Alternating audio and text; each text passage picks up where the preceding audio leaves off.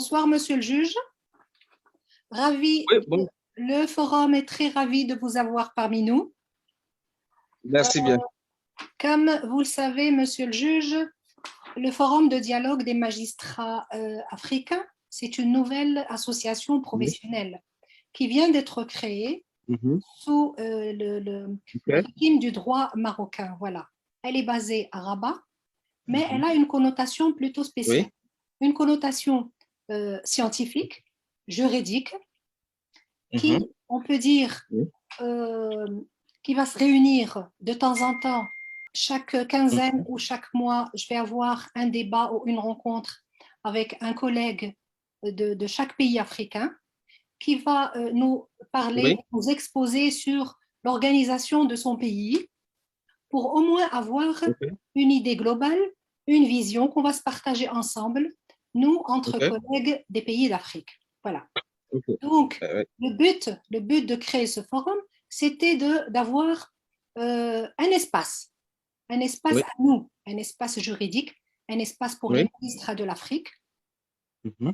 qui est un espace scientifique, un espace Oui. académique, Mhm. à connotation juridique et judiciaire, qui va nous Ok. permettre d'échanger nos Oui. expériences et de dialoguer Oui. sur des thèmes qu'on va choisir à connotation, comme j'ai dit tout à l'heure, juridique et judiciaire, des thèmes d'actualité. Donc, Oui. aujourd'hui, vous avez l'honneur d'être l'invité, le forum, à Ah nous oui. exposer, ben voilà, puisque je vous avais déjà rencontré lors du quatrième dialogue à Kampala, Oui. et j'ai gardé quand même de bonnes impressions, voilà. Et c'est pour ça Merci que je bien. vous ai appelé, je vous ai honoré d'être l'invité, le premier invité d'honneur du Forum de dialogue des magistrats africains pour nous Oui. donner un bref aperçu Mhm. sur l'organisation judiciaire du Mali, de la Grande République Ok. du Mali, le Oui. système, le fonctionnement, en bref, pour pouvoir transmettre à d'autres magistrats africains, d'autres pays africains, pour connaître Oui. et avoir quand même un regard. Et enfin, Oui. on va pouvoir s'en sortir avec une analyse des similitudes des systèmes juridiques. Ok. Voilà, parce que chacun a son système juridique, il y a les francophones, il y a les anglophones, comme vous le savez très bien. Oui. Donc, Oui. on ne se connaît pas vraiment entre nous. C'est ça le Mhm. but de ce forum. Donc, Ok. je vous présente Monsieur le juge procureur général Boya Dembélé, qui, Merci.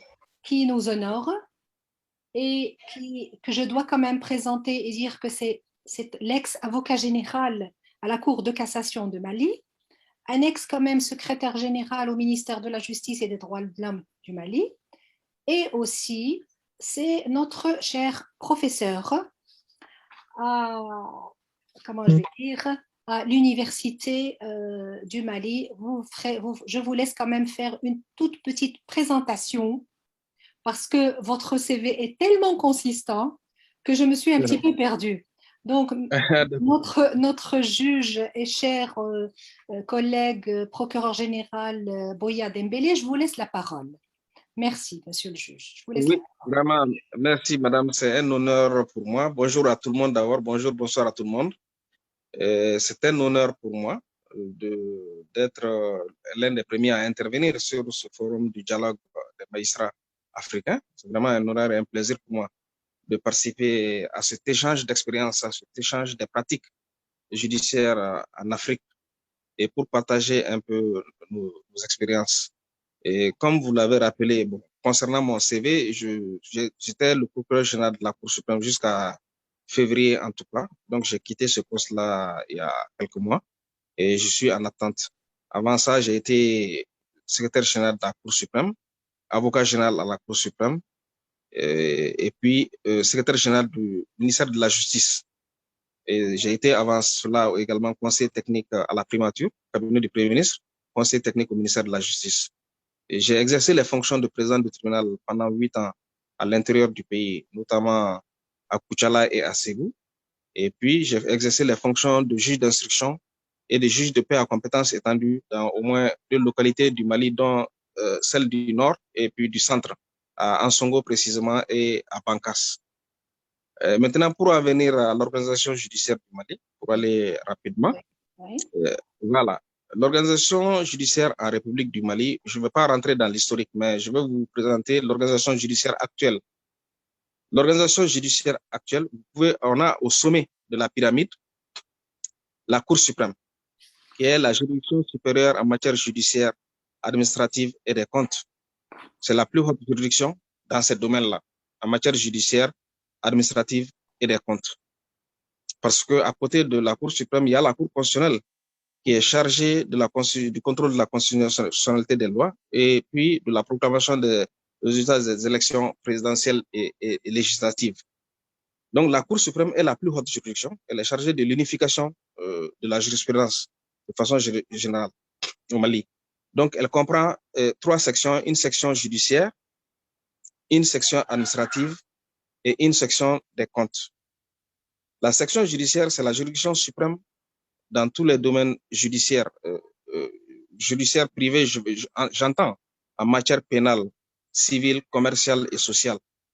C'est la plus haute juridiction, la section judiciaire qui est logée au sein de la Cour suprême et la juridiction suprême dans ce domaine-là. Et la section administrative de la Cour suprême, qui est également la deuxième section, est la juridiction suprême en matière administrative, en matière de contentieux administratif. C'est-à-dire que c'est tous les litiges concernant les litiges entre l'administration et les administrés. Ces litiges-là sont réglés au niveau supérieur, en tout cas au niveau suprême, par cette section administrative de la Cour suprême. Mais la particularité de cette section administrative, c'est qu'à l'état actuel, cette section administrative sert à la fois de cour d'appel et de cour de cassation en matière administrative.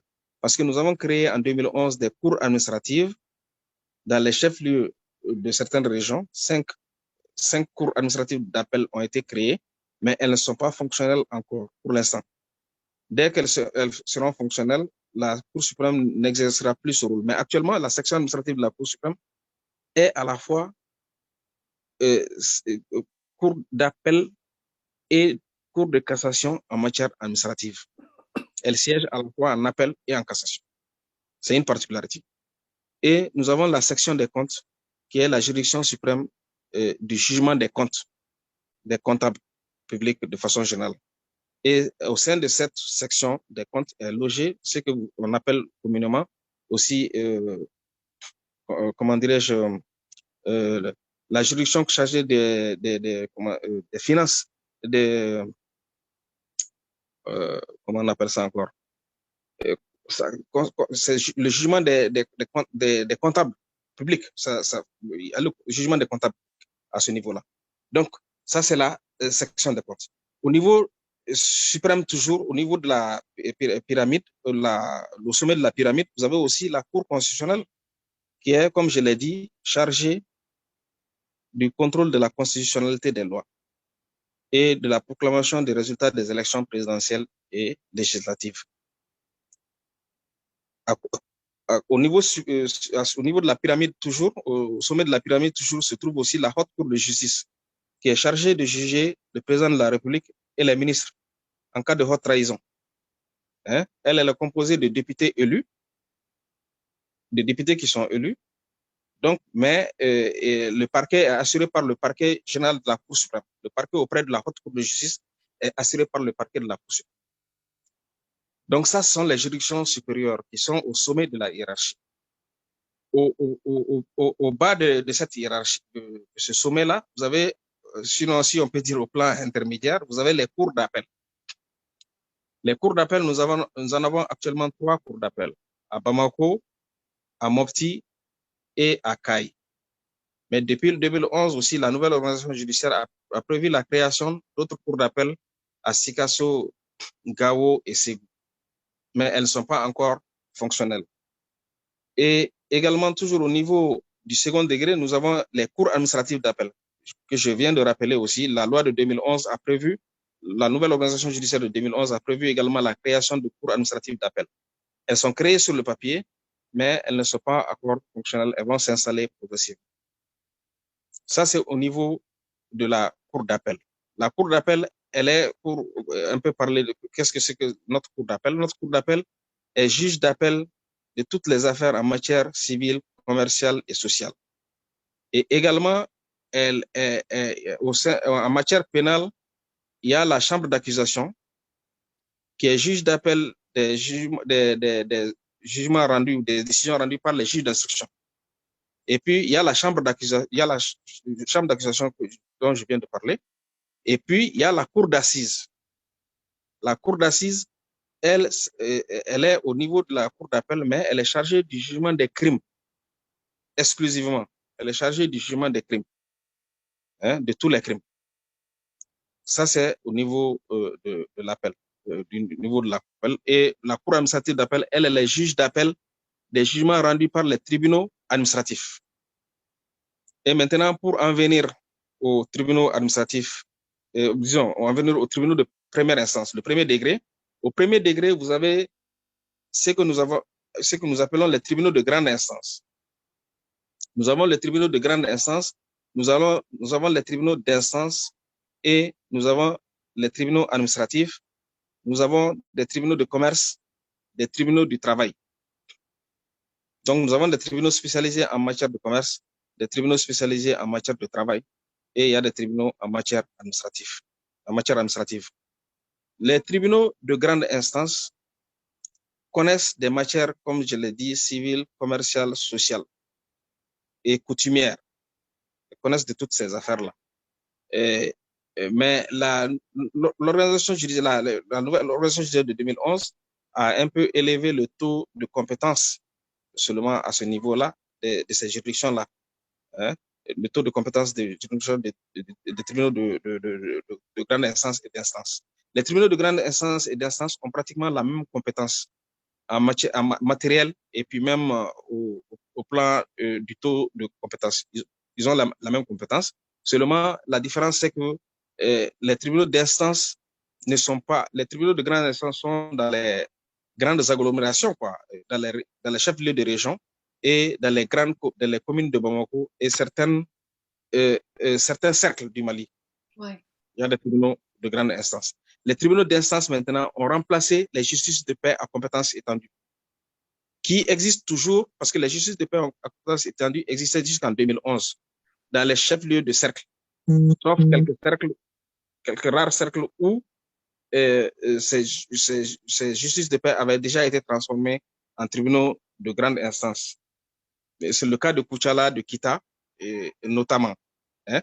Donc, maintenant, concernant ces tribunaux de grande instance, de tribunaux d'instance, je veux dire, les justices de paix ont été supprimées à partir de 2011 pour en faire des tribunaux d'instance. Parce que la justice de paix, il y avait un seul juge qui était à la fois, qui faisait le rôle, qui exerçait les fonctions de poursuite, d'instruction et de jugement.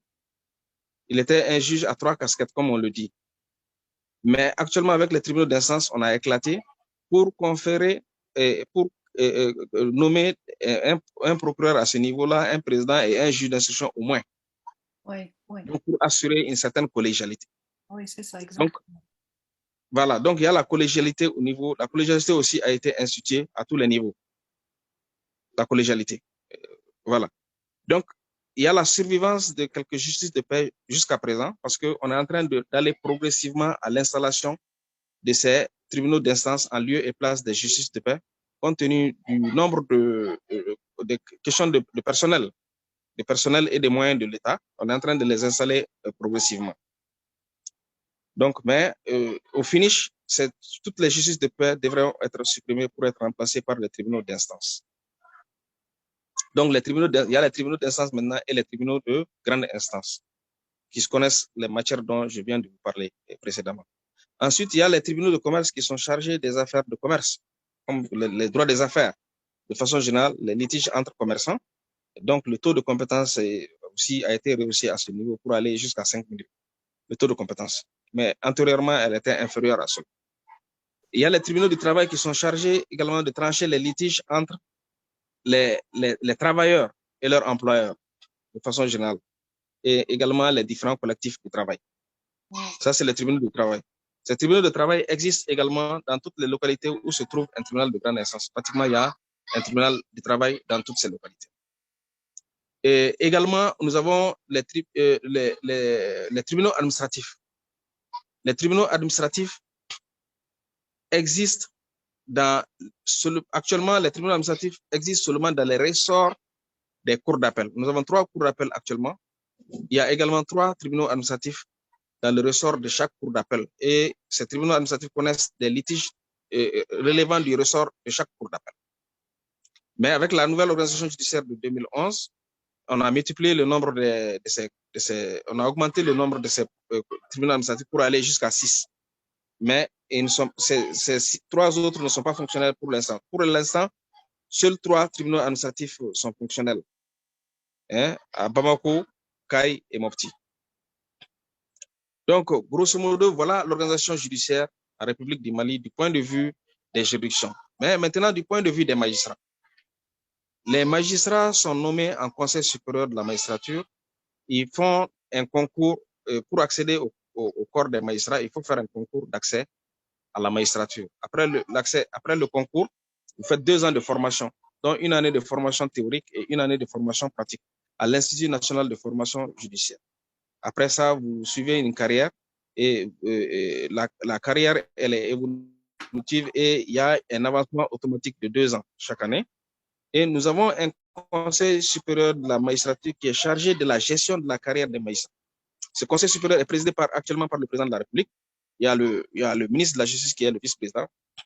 Il y a les membres de droit qui sont le premier président de la Cour suprême, le procureur général de la Cour suprême, le magistrat le plus ancien dans le corps le plus élevé, le magistrat le moins gradé dans le corps, dans le chose le moins élevé, le magistrat le moins âgé dans le grade le moins élevé.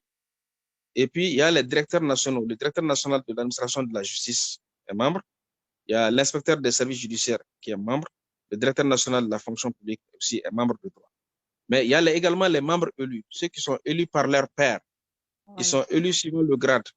Le grade exceptionnel élit 3 magistrats, si je ne m'abuse. Le premier grade aussi élit 6 magistrats. Et le deuxième grade élit 4 magistrats.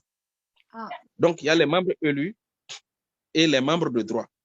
C'est eux qui planchent, qui sont chargés de la gestion de la carrière des magistrats. Et le Conseil supérieur sert à discipliner des magistrats. Donc, peuvent choisir des sanctions contre les magistrats de façon générale. Donc, ça, c'est au plan du Conseil supérieur de la magistrature. Maintenant, quelques caractéristiques de l'organisation judiciaire malienne. Il y a la collégialité, comme je l'ai rappelé.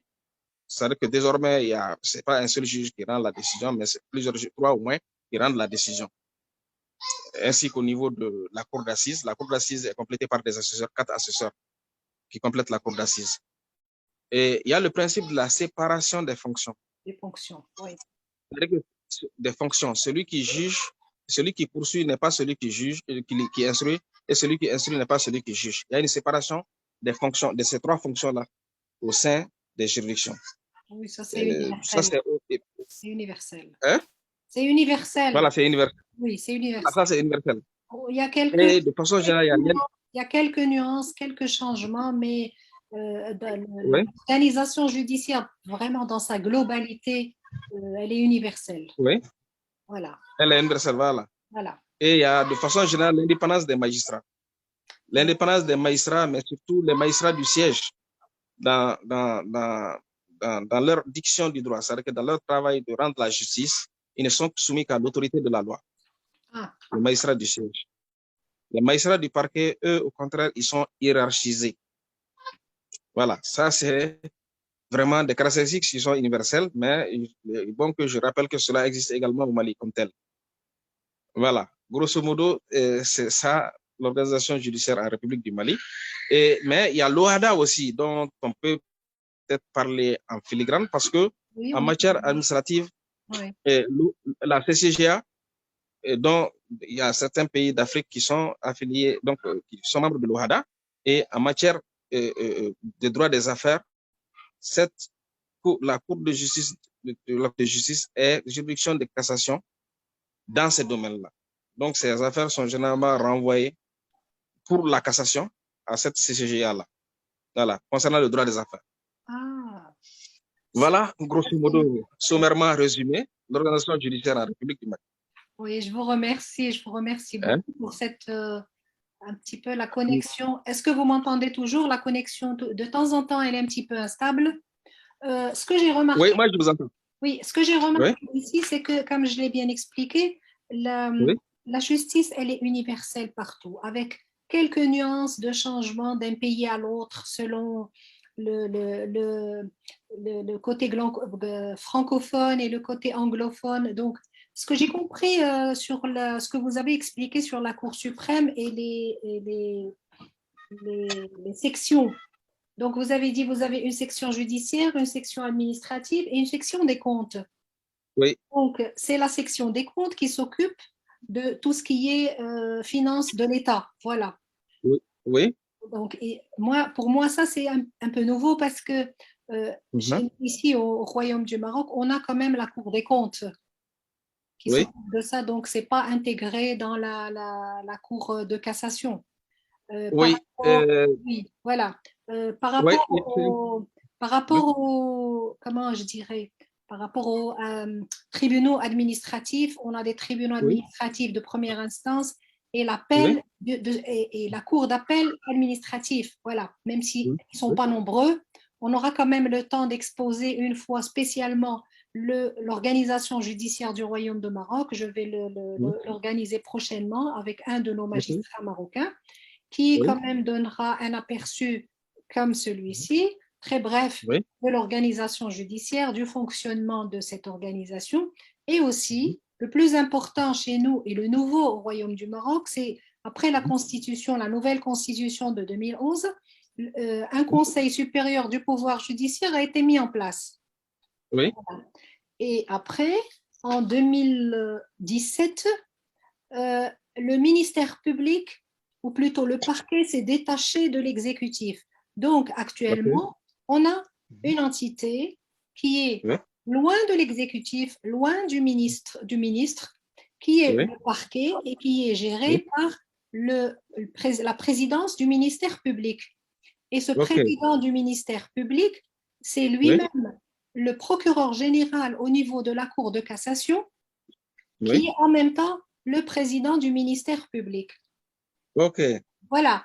Et au niveau du pouvoir judiciaire, c'est le président de la Cour de cassation du Royaume du Maroc qui est en même temps le président délégué du Conseil supérieur du pouvoir judiciaire. OK. Donc, si on dit vraiment une séparation de pouvoir, c'est que vraiment, c'est une séparation de pouvoir.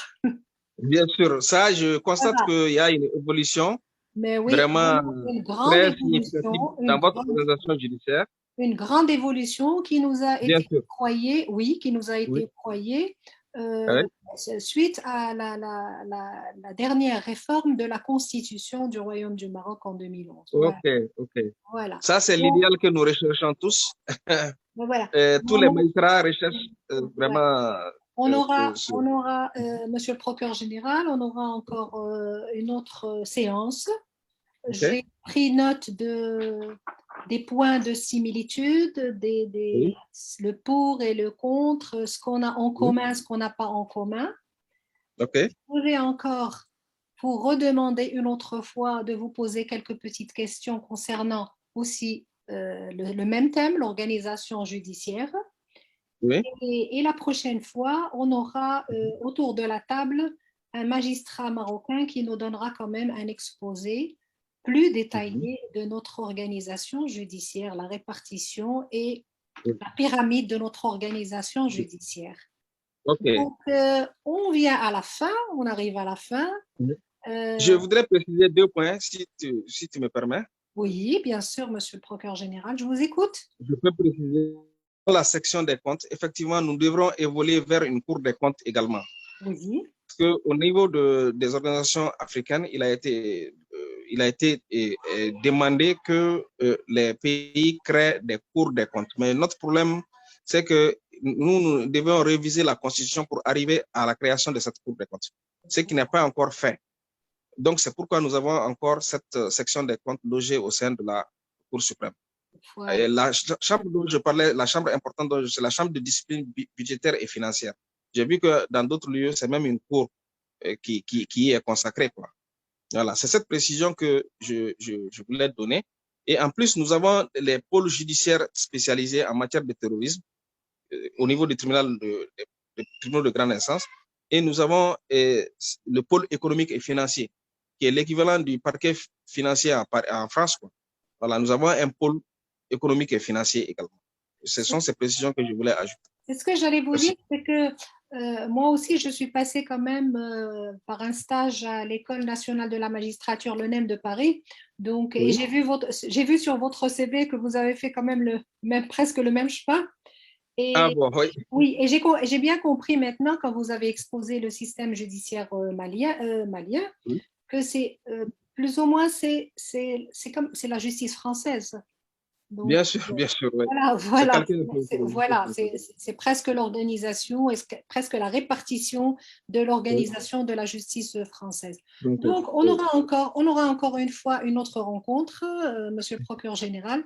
Je vous remercie au nom du forum, le dialogue des magistrats africains, et je suis ravie de vous recevoir. Je suis très ravie de vous recevoir en premier pour nous donner quand même un exposé sur l'organisation judiciaire de la République du Mali. Je vous remercie et à bientôt. Merci. Au revoir. À la prochaine. Au revoir. Au revoir. Merci.